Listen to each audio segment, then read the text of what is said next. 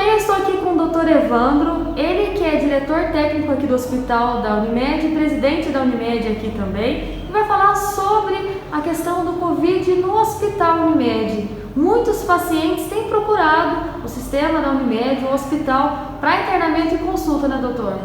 Sim, veja, nós, quando iniciou essa epidemia, lá em março do ano passado, nós já tínhamos algum conhecimento sobre a natureza desse vírus, como se comportava a doença, porque ela já havia começado alguns meses antes em outros países, começou na China, depois veio vindo.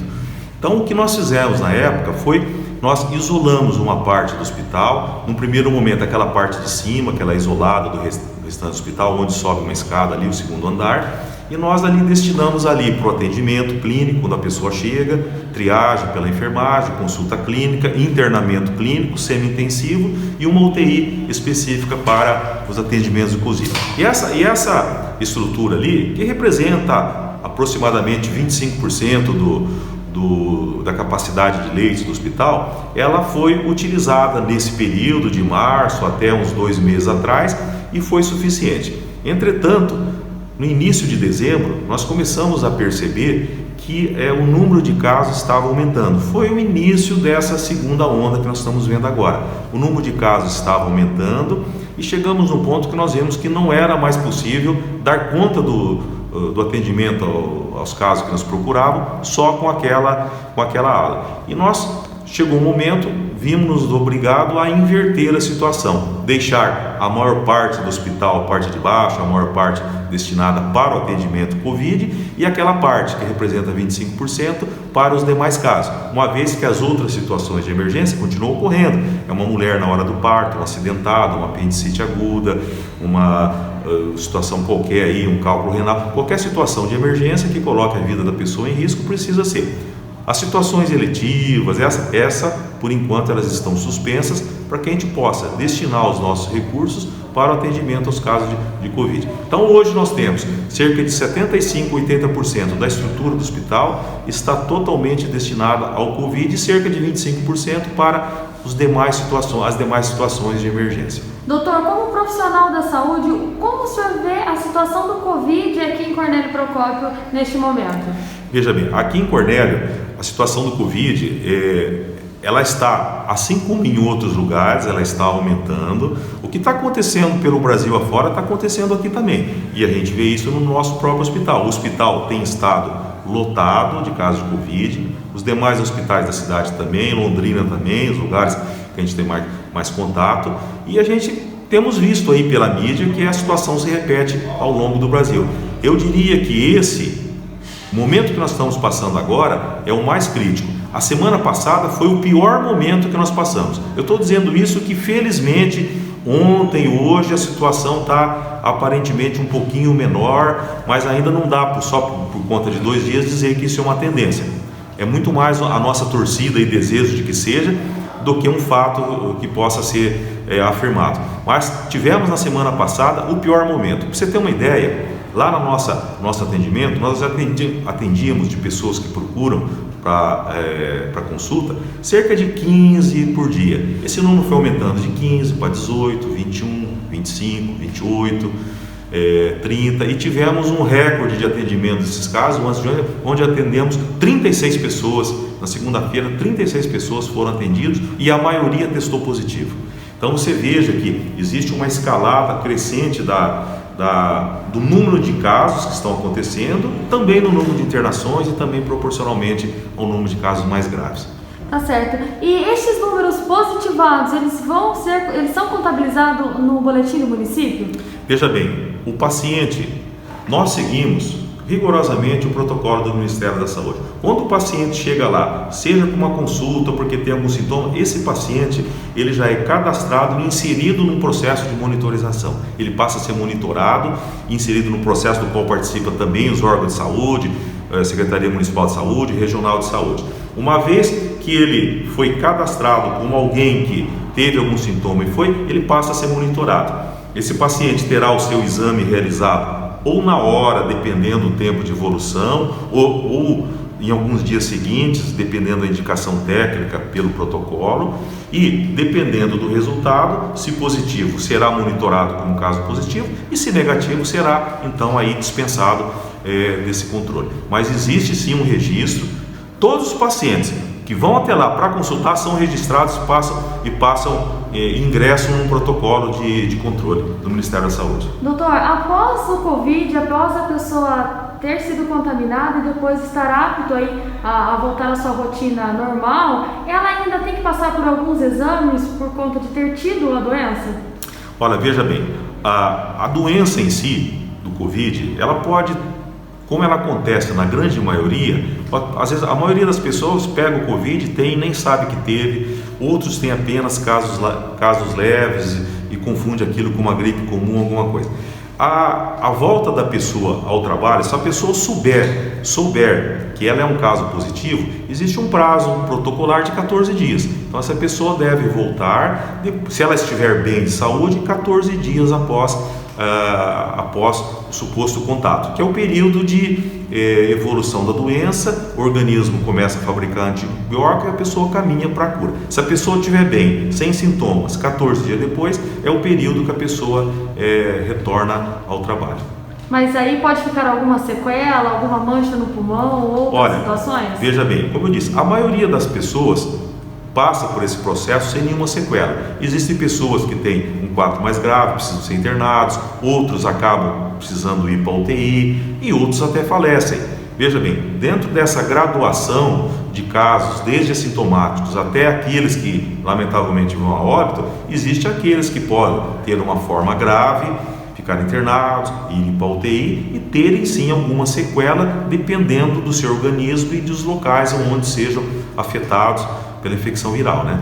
Tá certo. A experiência do senhor como chefe e diretor da Regional de Saúde aqui de Cornélio Procópio, na época do H1N1, serviu hoje e serve como também uma experiência para estar lidando nessa pandemia? Claro, é evidente, né? Todo o trabalho que realizamos, ele também traz um aprendizado junto, né? Naquela época, aquele vírus era um pouco diferente desse.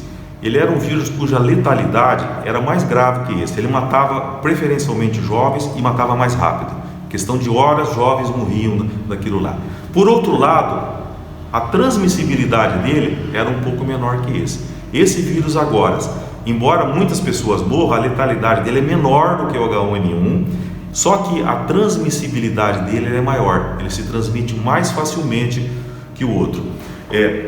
As medidas assim, de isolamento social, de controle, na verdade são as mesmas.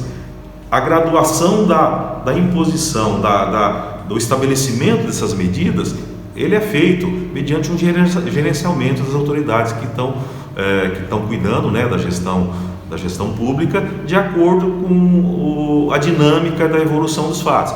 Então, naquela época, por exemplo, nós fizemos uma reunião, foi até aqui na Prefeitura de Cornélio, entre o pessoal da Regional de Saúde, prefeitos, o pessoal do Ministério Público, promotores e funcionários de saúde, e na época nós elegemos uma comissão tripartite composta de representantes da Regional de Saúde, do Ministério Público e dos prefeitos, e que essa comissão se reunia periodicamente, diariamente no início, de 2 em 2 dias depois, e decidia por consenso as medidas que seriam adotadas, se tal escola permanecia aberta ou seria fechada, se aquele estabelecimento, quais estabelecimentos deveriam fechar ou permanecer, de acordo com o impacto epidemiológico e poder de contribuir para a transmissão de vírus. Isso foi levado durante o curso da epidemia, fizemos aí um bom trabalho. Lembro bem do promotor, Dr. João Eduardo Fonseca, com quem eu trabalhei diretamente, ele representando o Ministério Público, eu a Regional de Saúde. Fizemos um trabalho que nos trouxe grande satisfação, porque pudemos avaliar que acabou tendo um bom efeito aí na nossa Regional de Saúde. Outras regionais vieram aqui, copiaram o nosso modelo no estado do Paraná e pudemos aí levar a bom tempo. A principal diferença que eu diria de impacto para a população é que não havia naquela época essa politização dos fatos ligados à epidemia. O assunto era tratado pelo Serviço de Saúde, pelos prefeitos e pelo Ministério Público. Não havia essa questão política. Eu diria que essa politização toda que está aí na mídia, na coisa, isso aí não ajuda em nada a população e não ajuda em nada a combater a epidemia. Na verdade, traz desinformação e pânico para as pessoas. Então, o que eu gostaria de, nessa entrevista, de contribuir para que a população possa tirar dúvidas e conduzir melhor os seus atos nessa epidemia, é que as pessoas façam sim o isolamento social e as medidas de higiene. E quando tiver algum sintoma e foram procurar um serviço de saúde, não se esqueçam que o serviço de saúde, ele está obrigado por lei a seguir um protocolo do Ministério da Saúde. E esse protocolo, ele é de fato a melhor alternativa a se seguir. É um protocolo que estabelece critérios de atendimento, critérios para a realização do exame, prazos de realização do exame depois de 3 ou 4 dias do contato ou do início dos sintomas.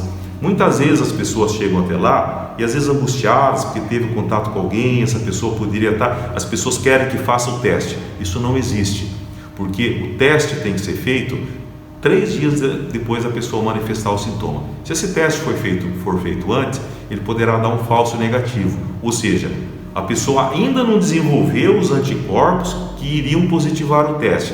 O resultado é negativo, mas a pessoa está com a doença. É negativo porque não deu tempo das reações internas imunológicas levarem à positivação. Então esse é o pior dos mundos, a pessoa achar que não tem e sai transmitindo por aí. Por isso do protocolo do Ministério da Saúde, e que o teste tem que ser feito 3 a 4 dias após o início do sintoma. Muitas vezes as pessoas não querem aceitar isso, mas precisam aceitar porque isso é o melhor. Hoje, o que está sendo feito no serviço de saúde é o que se chama no mundo de Gold Standard, ou seja, é o melhor plano, é o melhor protocolo, que é o suave nasal, que aquele exame que é feito, chamado PCR-RT, a partir de 3, 4 dias de sintomas. Esse exame leva alguns dias para ficar pronto, mas é o que dá a maior segurança. Essa pessoa já é inserida num protocolo de monitoramento, recebe a orientação para os medicamentos, é acompanhada pelo serviço de saúde, os contactantes dessa pessoa também são identificados para o acompanhamento, e essa forma como está sendo feita é a melhor forma de se conduzir a gestão dessa epidemia nesse momento.